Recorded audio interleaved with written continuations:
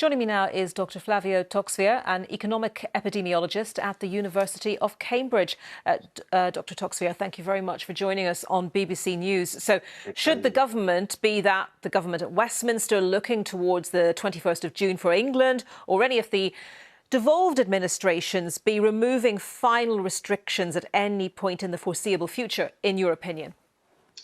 So thank you for having me. So first of all, unfortunately, the answer I can give you is somewhat of a disappointing one. Nobody can say with certainty what the right thing is to do. And the reason is that nobody has done a credible cost-benefit analysis or impact studies on either the lockdowns or releasing the lockdowns.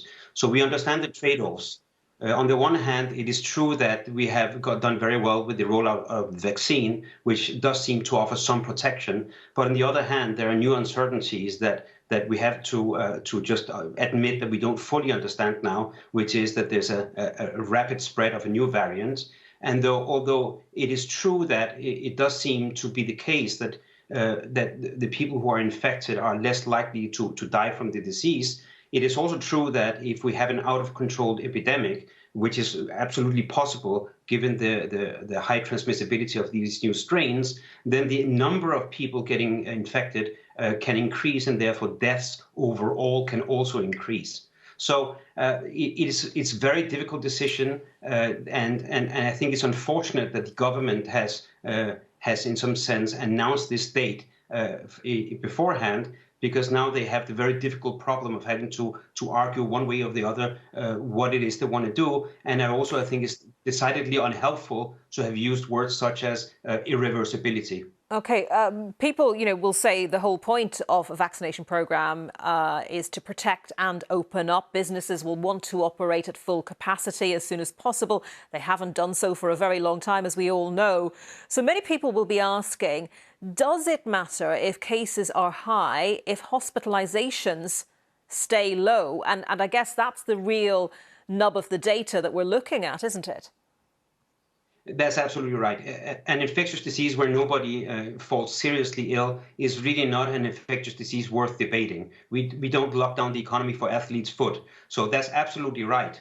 But before we can be confident that this is indeed the case, I think it is sensible to be cautious and to take a staged approach. I don't think it is unreasonable to wait a week or two till we have more data and then make that decision.